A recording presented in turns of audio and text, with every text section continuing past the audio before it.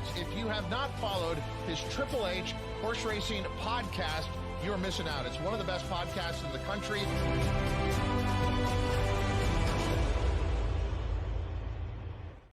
Good evening, everyone, and welcome to episode 21 of Great Race Plays right here on the HHH Racing Podcast. I'm your proud host, Howard Kravitz, along with co-hosts Pete Visco and Paul Halloran. We are here to talk about the late pick for Sunday at the Great Race Place, Santa Anita Park. Please make sure you hit that subscribe button on the bottom right-hand side of the screen, notification bell on the top right, and smash that like button below the video player. We greatly appreciate it. That will bring like-minded horse players like yourself to the HHH Racing Podcast. You can listen to us on Apple Podcasts, Spotify, and Anchor. Fantastic tip sheet. Look below the video player. It's called Power Picks Tip Sheets. 4.5 years of profitability and at an inexpensive price. Please make sure you check out our Power Pick tip sheet. And of course, we have a wonderful website as well, hhhracingpodcast.com, with Triple Crown information. A lot of exciting things coming up, gentlemen, including the chance to purchase Del Mar only Power Picks tip sheets for our wonderful West Coast viewers that are listening and watching on the Santa Anita X handle and, of course, on Santa Anita's YouTube channel. Gentlemen, how are we doing tonight? Excellent. What's up, Paul? Long time no see. Yeah, I think it was 13 minutes. 14 minutes. I mean, it felt like forever, but it's good. Well, when you work in a non-union shop, Pete, these things happen. I mean, I'm surprised we're not chained to the chair at this point, right? Oh, not that bad. Guys, we had fun weekend on Memorial Day at Santa Anita. Really good stake races. I know the last race didn't quite work out well for you two, or especially you, Pete. That was a brutal. Absolutely, I'm sorry, man. That was a completely brutal beat in the last race on Monday, which we covered not here on Great Race Plays, but we did cover the Memorial Day sequence. Nice call, King of Gosford, by the way, Paul. Did you have that one on top also, Pete? I can't recall. I don't. No, I think I had him in second. Okay. Yeah. Yep. But anyway, nice call there, Paul. We had some winners. We had some nice winners we gave out on Sunday as well. And guys, sort of sad. Actually, it's episode 22, so I apologize for that. We only have 2 more episodes left of Great Race Plays as the Hollywood meet is coming to an end. It closes on Father's Day weekend, actually on Father's Day, Sunday, June 15th. So only 2 more shows of Great Race Plays. Hopefully we'll work out something with Santa Anita in the fall or winter, or they'd have us back. We'll see how that shapes up, but we've really had a great time with Great Race Plays covering the late pick 4 on Sunday. And guys, let's not waste any time. Let's just jump right in to this late pick 4 as I go ahead and bring up some things on the screen. Guys, it starts with a stake race, which is nice, but it's only a 4-horse field. And I was ready to put a lot of 2s on the screen for our picks until I saw Mr. Visco's picks and almost fell over in my chair because Pete's like, nah, I'm not going to go with Sweet Azteca. I'm going 2-4-3. Pete's going 3-2-4. Paul's going 2-3-4. I was about to say, well, Sweet Azteca will win by 10. Let's go on to race 8, guys, and make it sort of very short and be cheeky about it. But Pete, I can't do that now because you're going with the big upset, the likable California bred Chismosa. Yeah, it's probably a fool's errand, but I figured if you're going to catch, like any horse, if you're going to catch them, maybe catching them first off the layoff is the best way to do it in a new barn. You know, Baltus hasn't been able to cross the wire first here, so maybe we can keep that going just in this race. But yeah, Chismosa, who's lost a couple times, pretty big to Sweet Azteca, but it just runs her race. I was starting to say his for a second. Runs her race most of the time, and I think that it'd just be one where if Sweet Azteca just falters just a bit, I think this one can make a move. It's 3 for 3 at the distance, so the best distance for this horse. So if she's going to do it, this is the distance to do it at. So I like a little bit of the cutback. She lost the last 2 times to Sweet Azteca, going 6.5. Maybe this is her best distance. So again, you're hoping that Sweet Azteca just doesn't come back as sharp as she's been. She's won 580. I think Rafael De Leon's done a great job with his horse, Paul. She actually won the Desert Stormer last year, this exact race. But here's the problem. It's a 4-horse field, Paul. There's only one speed. Usually Chismosa wins when the leaders soften. this is nothing special because Sweet Aztec is gonna be 2-5. I would be completely, utterly shocked if Sweet Azteca does not win this race by more than 2 or 3 lengths. And I know that there's a bit of an injury. They were thinking about going to the Breeders' Cup, a filly mare sprint. I mean, she was really good, guys, through the spring and summer. And then something happened in the Chillingworth, which was basically the prep for the Breeders' Cup, and they took her off that trail. Now goes to Baltus. To me, that's more of a lateral move. I love McCarthy, but it's pretty similar. Paul, unless Sweet Azteca just can't run anymore, I have no idea how this horse will lose. I think she's an absolute, like, one of the best bets. I shouldn't say best bets because there's no value, but one of the most likely winners of 2025. I know that means I just put Gismosa in the winner's circle, Paul. Well, the thing about it is, if you want to beat this horse, I think you want someone to press her early, Of right? course. And Yeah. there's only 3 other horses who could do that. So, if it's a 10-horse field, there's 9 other horses who can do it. So, who knows what they're thinking? But if you let her go and just set the fractions that she wants to set, then she definitely doesn't lose. But you know what? As Pete says, if I think the best argument is the layoff, but Baltus is 0 for 19, Pete, but he's at 13 out of 19 on the Yeah, board. I know. So Yeah. I'll tell you what, if he doesn't win this one, then he can think that he really is snake And he's bitten this jinxed. year. Yeah, then maybe he's just But jinxed. yeah, this is Howard said. This is one of the top filly and mare sprinters last year. Certainly, probably the top one on the West Coast for a period of time. I don't know what happened in that last race, but something went askew, as Howard noted. And that race is just a one-off. Every other race on the page is good, other than the loss to Chismosa. So there you go, Pete. At 6 furlongs, yes. At 6, which is what Sweet Azteca is only 1 for 2, and only the top buyer is only an 85. So you got to reach for stuff when you're trying to beat a horse who's going to be 1 to whatever, 1 to 5. I'm just surprised, Howard, that this race is not earlier in the card and not part of the late pick 5 and pick 4. California often does that. They'll take a race that is a stakes race with a heavy favorite short field and make it like the 4th race or whatever. So I have no idea why they kept this race, other than they want to give people a free square. That's one reason. But value wise, as far as the multiples, it turns a pick 5 into a pick 4, or pick 4 into a pick 3. We had a little fun on our show earlier with vocabulary. Paul, I'm going to put you on the spot as the journalist and from the whole wide world. And no go into your computer or anyone. Synonyms to askew. Go. Oh, give me askew, one. Off center, off kilter, awry. I was going to go with awry. Dang it. That was going to be mine. With a W, correct? Awry. AWRY. There we go. Wonderful. Jeez, Pete, 9:40 on the East Coast, Pete, and I'm getting. And you're still sharp. here, huh? And you're still sharp. I am sharp, freaking sharp. I am sharp. You see, last week you were about like this at 9:40. So this is much of an improvement. There we go. Yeah, that was I actually, speaking of sharp, who is the sire of Sweet Azteca? Oh, Sharp Azteca, another goodie. I'm on a roll. Only a $15,000 stallion fee too. I'll tell you what, pretty impressive. All right, guys, let's go on to the next race. I think it's Sweet Azteca and just move on. In fact, I would probably play the. I'm not sure I'd play the pick 4. I don't want to be disrespectful to Santa Anita, our wonderful viewers and listeners, but I think because Sweet Azteca is going to be, 1 to 5, 2 to 5, you don't even play her. You either, I wouldn't single her. Why take the chance? Either go to Simosa or skip.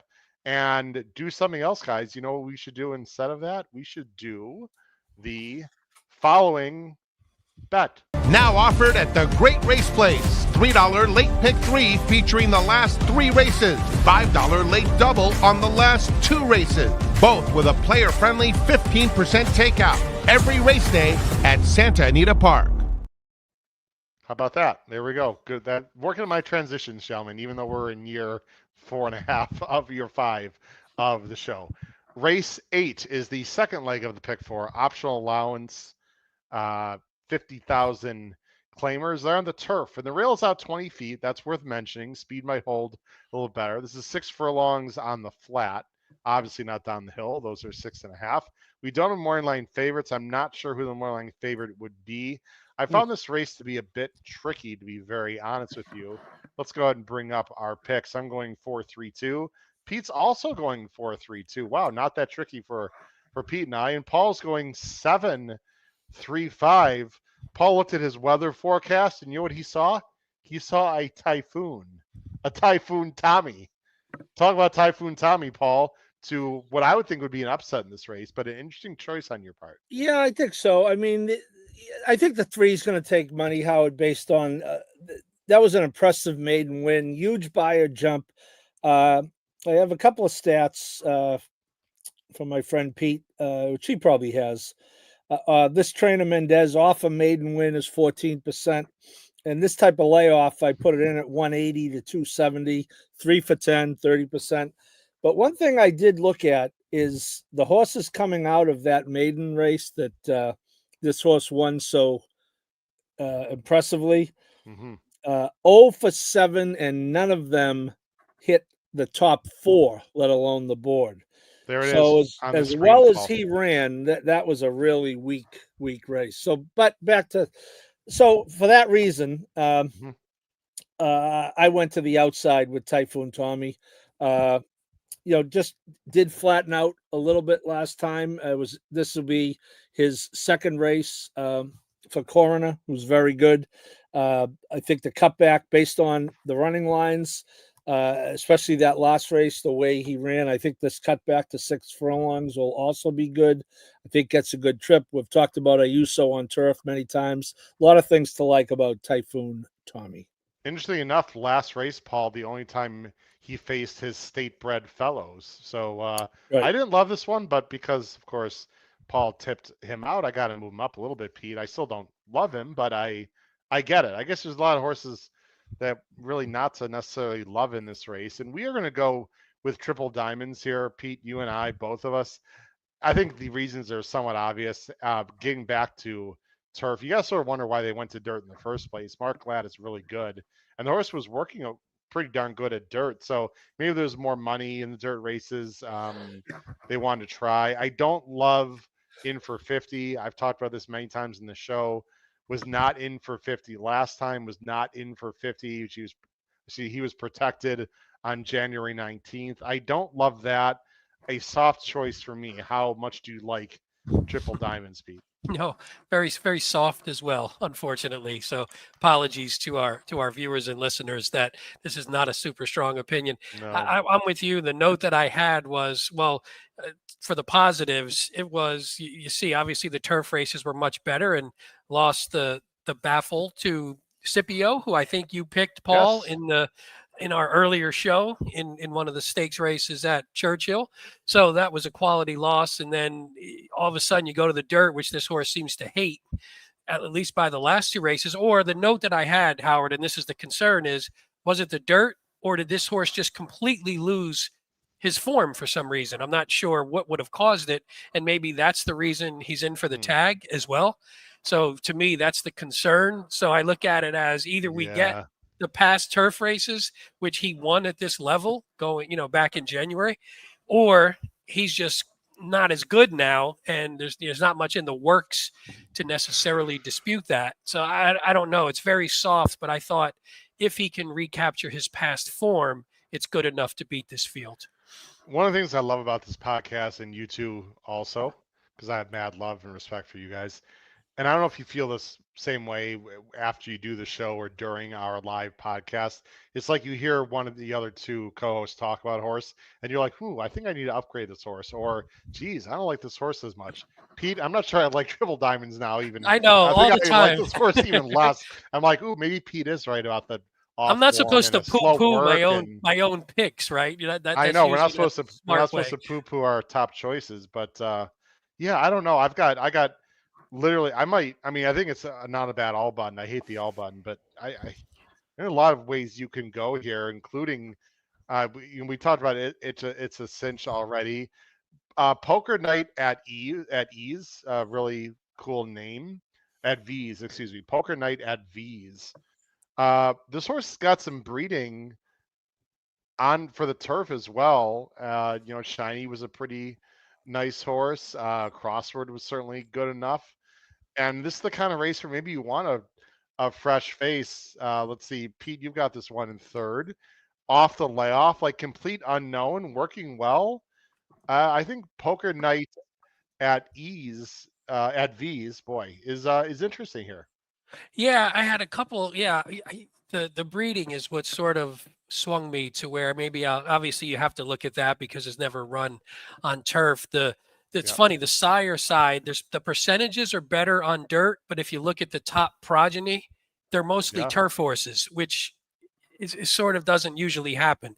So when you see the percentage low, but you see the top, you see some of the top money makers were on the turf, but even though the percentages aren't great. And then on the dam side, 1 for 13 wins in turf sprints, but 12 for 17 in the top 2 in turf routes. So there is just turf back there. And again, in a field that's a little light, I'm thinking, why the hell not? Maybe you put this one on the turf. The form on dirt was pretty good. I mean, it was solid, nothing great. But again, I don't think this is a great field.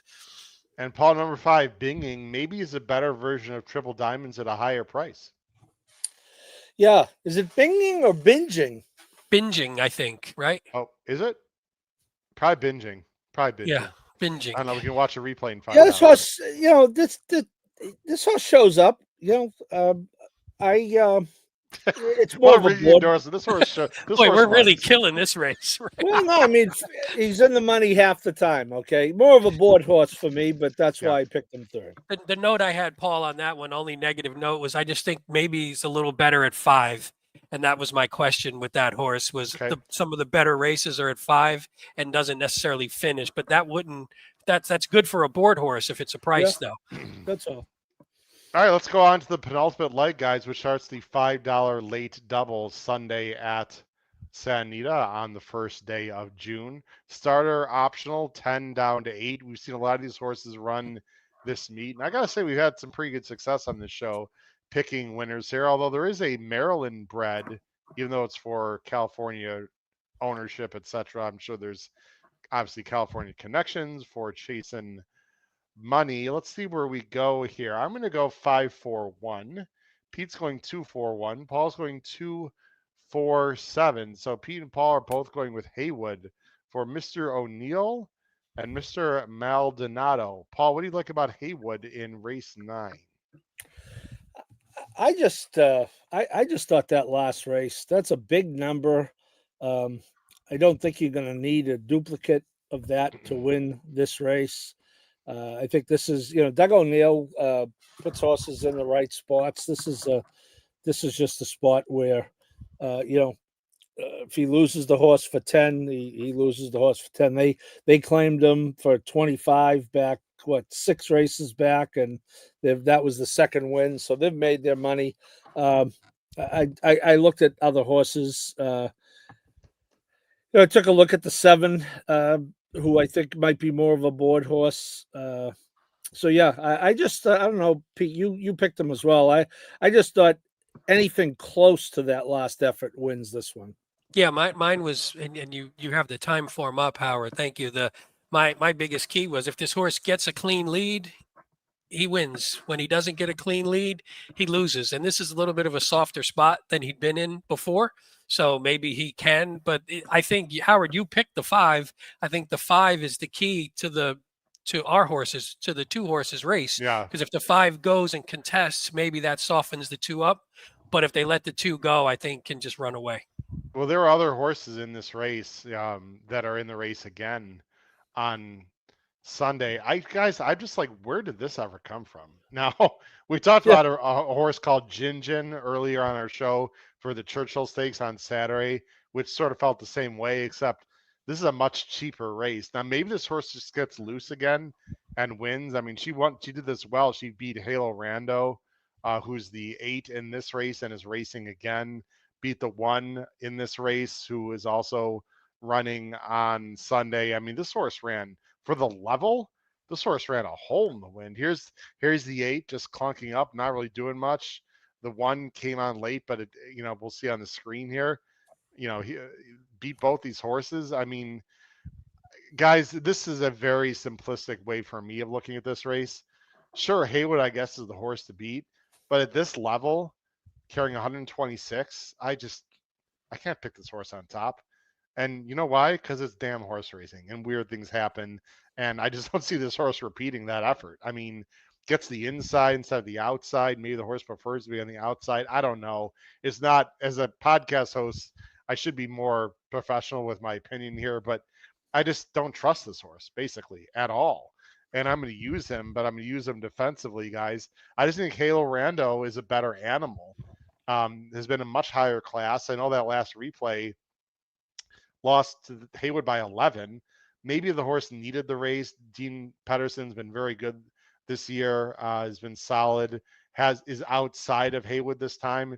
Ran almost 280 buyers, guys, and won well at this level twice in a row. So why, unless this horse is completely regressing, he's more consistent. He's just a better horse to me. So I'm going to go with Halo Rando, and I'm going to use Haywood.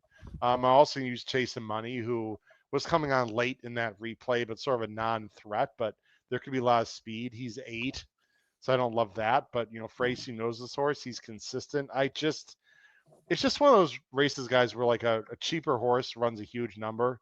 What are the chances that horse is going to run a big number again, Pete? I don't think it's very good, personally. Well, did it 4 back, not as big of a number, but did it 4 back. But still, it almost seems like if the horse breaks and gets the lead early, is tough. It just doesn't happen all the time. And if it doesn't happen here, I don't like the horse either. I mean, but I hate to. It's one of those where you play a pick 4, you play a sequence, and a horse, the obvious speed gets on the lead, and you're just pissed at the end. Like, how the hell did I lose my sequence because the speed horse went to the lead like it looked like it was going to do, and I didn't have it.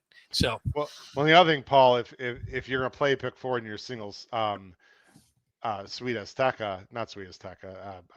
Sweet Azteca. Sweet Azteca. Yeah. If you're going to single that one, Paul, I mean, do you want another likely favorite in Haywood? I mean, right? So, I mean, otherwise, don't play it. We certainly don't want to discourage our wonderful bettors and viewers from not playing the sequence. So that's just my opinion. Let's go on to the last race, guys, of the day, Sunday, late pick 4 at the Great Race Place. Let's go ahead and put it on the screen right now. Whoops, here it is.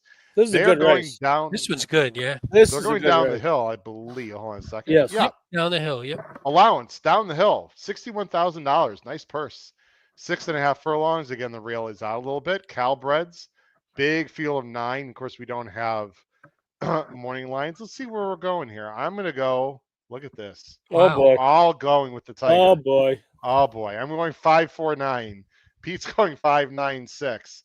And Paul is also, what is going on? He is also going 596. We're going with a horse, guys, for Peter Miller, who, how shall I say this? Is a bit cold, off a long layoff, is 4 years old, but did run a big race last time for JJ Hernandez, and just not only looks loose, but if the horse can run, and I have no reason to believe that she can't run, could be very tough in this spot. Won by 7 last time. Granted, though, that was over a year ago. It's amazing. We're all 3 of us in a non-stakes race. You guys are going with a horse that has. We're all shaking our heads. Again, the more I talk, the less we like the horse. But we're going to go with number 5, Bits Tiger Magic. I'll show the replay, Paul. Yeah, and I did. I looked up Peter Miller, 365 days to 540, basically a year to a year and a half. 13% win, which is fine. This horse just opened up and kept going. He was bet 6-5. So, this horse was 3-5 as a maiden, Howard, with Pratt on her. So they obviously thought this horse was good right from the outset for a $30,000 Calbred. It's value. If you hit the pick 4 with the Azteca, the 2 in the last race, and this race, you're going to have to write a check to Santa Anita because you're going to owe them money. I just thought this race was 9 horses. other than this horse, I think there's a bunch of ways you can go. How about our guy Kendrick Carmouche? No racing in New York, venturing west. He has mounts Friday, Saturday, and Sunday at the Great Race Place, which I think is great. I think good for Kendrick. Explain why, Paul. One of the main reasons is because. Say that again. One of the main reasons is because. It's got to be someone on Saturday, right? No, it's because there's no racing in New York. Oh yeah, I said that already. No racing in New York. Okay, what time is it on it's Central Standard Time? Take a drink, Howard. I have no more school for me either. Yeah. Sorry, when I'm not the least aware, we got a problem here. We got a problem. I heard you, Paul. So I can second. No racing in New York, but yeah. So yeah, I'll be alive with everything to the 5, and Kendrick will be sticking it up. You know what? Up the giggy. Hey, Paul, I got a favor for you from Save the Clock Tower. I'm not sure why he or she is requesting this, but on the bottom of the screen, can you do that favor? Well, when you go to Maine, you get great lobster. Lobster. and chowder. And who's the trainer in New York that has those horses, Paul? Chowder, lobster, and what's that ownership group? I think it was Siaka for the guy who owns the seafood store in Saratoga. Okay. Love those names, by the way. Love those names. Juan Ramos is here. What's up, Juan? Okay. No, just maybe eyebrows up. Is that what that means? Maybe like, I don't know. Anyway, but thanks. And Matt Miller is just laughing. Okay. Terrific. Thanks, Matt. We don't know why. At us, not with us. We don't need a reason why. Let's see. Let's go with the 9 here. The 9, is that the outside horse, guys? Yeah, Blue Wildcat. All right, Blue Wildcat. Talk about the cat, Pete. What do you like about this one? Consistent. Yeah, this one. She always runs her race, but she generally doesn't actually win them. She hasn't won since November of 2023, which is a problem. You see, there's a lot of seconds and thirds and a lot of stuff going on there. So if you owned her, she's making you some money. But if you're betting her to win, then you're having a hard time. But if you're doing a top 3, if you were doing the top 3 of horses to win the race, maybe you want to not include her. But if you're doing a top 3 of horses that are going to hit the board, she's most likely she's good odds to hit the board, at least. I was just checking. Tiger is loose again, supposedly. Let me ask you one question, and we're going to end the show, guys. Well, nice and quick and short today. We greatly appreciate everyone listening and watching. Let me push back on our own pick, okay? Peter Miller, we all know, is a Del Mar guy, right? He's got a lot of training. He trains his horses at San Luis Rey. He usually runs very well in Del Mar. Let me show the PPs. Would it make more sense that this horse bits Tiger Magic instead of running on Sunday? They wait till Del Mar and run 5 furlongs, which might be a better distance anyway, and like a nice allowance race at a bigger purse, because this horse. Or is this a prep for Del Mar? Because they're going to run in a little like a month and a half. 13 months off isn't enough. Well, let's get an easy race under her, and then you know what I mean, though. Like, obviously, I know Paul's giving me a hard time as usual, but like, it's just a weird spot where they're going to run now. Why not wait till Del Mar, where he's really like, they can't run again for another 6 weeks after this. You know what I mean? No, just overreading it. You're completely overreading it. Run 2 good races at Santa Anita, one on dirt, one on turf. Ready to run. Bullet workout last time, and Del Mar's not for another couple of months. Well, it's a month and a half. Yeah, but that's perfect timing though to run here, win, then come back at Del Mar, or even maybe it's not even. Although to your point, maybe winning isn't. I mean, obviously winning is the goal, but it's not the goal. It's, hey, let's get a race under him here. So at Del Mar, he's sharp and ready to go. Maybe that's, if you're looking to beat a favorite, which we assume this horse will be the favorite, right? Maybe that's the way to look at it. This game is crazy these days. We're talking about a horse that's going to run for not another 6 or 7 weeks, and is going to be sharp for that effort. Because I know I'm not making fun of you, Pete. It's just No, you're right. It sucks. These days is crazy. It's not like the horse is coming back in 2 weeks. It's like, I don't know. Paul, your best bet. You're going to go to race 8. You're going to play that $3 pick 3. 3-7 with 2, 4, 5, 7 and single the Tiger. $48. Yes. Yeah. That was before I knew the Tiger was carrying an extra 500 or 600 pounds. but I just thought that the spread race would be the previous race. If you mentioned that Haywood horse, Howard, but I don't think he's a lock by any means. So I think the idea would be to maybe try to get a price there. You're gonna have to play that one for more than $3, folks.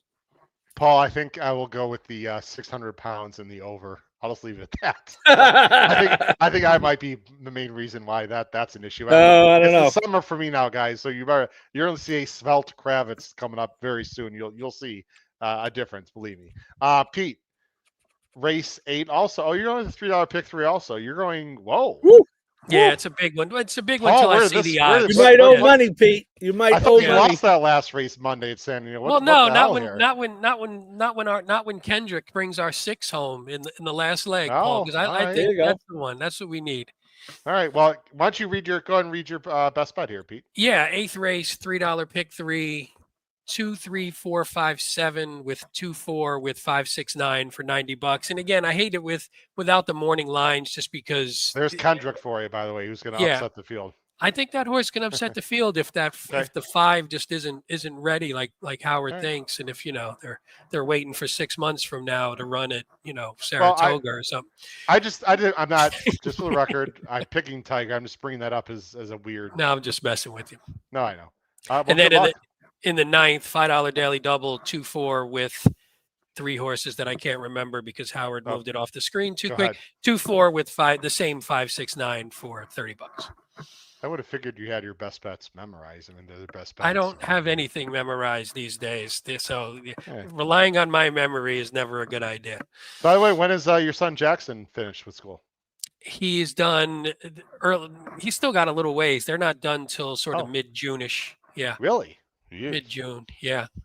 They start after Labor Day in Maryland, Pete? After Labor Day? They start right around it, though, so they start a little bit late. I don't know if I mentioned on the show, but since we're West Coast, my son a couple weeks ago won he made a movie with his best friend, and they won at a local county film festival, and his film won the best film for middle school students in the county. So we went to like a film festival ceremony and everything, and it was like kids his age. It was one bracket, and then high school kids had a bunch of different categories. But he got to get announced and go up go up. He didn't get to talk or anything, but he got to go up, and they showed his movie in full. So I didn't announce that on here, but I'm super proud of him. So that was pretty awesome. And what was the topic? It was 10 minutes, and the topic, it's called Last Valentine's Day, and it's only him and his friend in the movie, and my son Jackson played sort of a supposed dad of a girl that his friend was coming over to take out and hang out with on a date, but he tricked him and sort of catfished him and tried to basically murder him.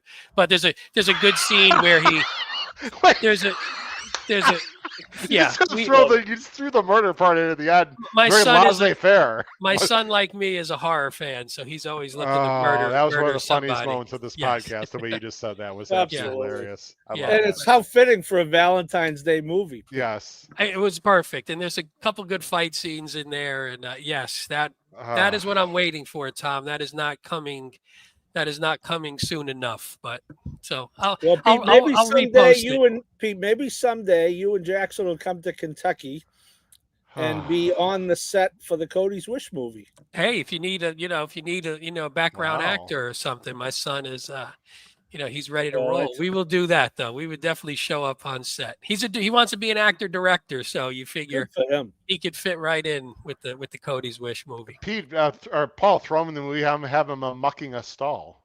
Yeah, well, yeah, I'll muck a stall. Yeah, I would love to muck stalls. That's all I had to worry about. I'd be a great stall mucker. I really would. If I could get paid what I get paid now to muck stalls, I would definitely do that over sitting at my desk all day. I can tell you that much. I'm gonna go $3 pick 3, 3, 4 with 1, 2, 4, 5, 6 with 5. That's $15. I'm singling Tiger on the end. Boy, singling a horse that you hate, it's pretty scary. How much? Right? How much is that? Again, words in my mouth. I just bring up interesting thoughts for the viewers and listeners. I never said that math wasn't right. I never said I hate. How much was that ticket, math teacher? Put that back up. Put that back What up. did I do? What did I do? Boy, the guy gets out of school for a half a day and he can't mailing it in. Hold on a second. What did I sometimes when you get out, it only takes the day out of school to what guys, it's right. What's the problem? 3-4 with 1, 2, 4, 5, 6 with 5. You just changed it from 15. You just changed it from 15. What are you talking about? Your fat you realize that finger's moving. You do realize we're recording this, correct? Yeah, it says $30. I don't understand what recording this too, so we can go backwards. That's how my kids are. Some of my kids who try to cheat. Like, what do you mean I just cheated? Well, let me look at my my iPad. Looks like you were not where you're supposed to be. Like, because we can watch the screens, Anyway. Yeah. Hey, Juan. Not with this pick 4. Unfortunately, I won't be funding much of anything. All right, guys. A lot of fun. We try to have fun on this show.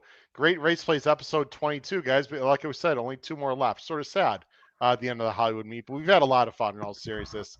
And we know we've given out some nice winners here on this show. We hope you all appreciate the Great Race Plays shows and the content we bring you. We try to make it entertaining and educational at the same time, because that's what horse racing should be about. For my good friends and co-hosts, Pete Visco, Paul Halloran, this has been your host, Howard Kravitz. Like I said, episode 22 of Great Race Plays. 2 more left. Thursdays, 9:30 Eastern. Please check it out. Hope you enjoy our shows. Crush your bets at Santa Anita this Sunday in the late pick 4. Take care, everyone. Have a wonderful weekend. Bye-bye.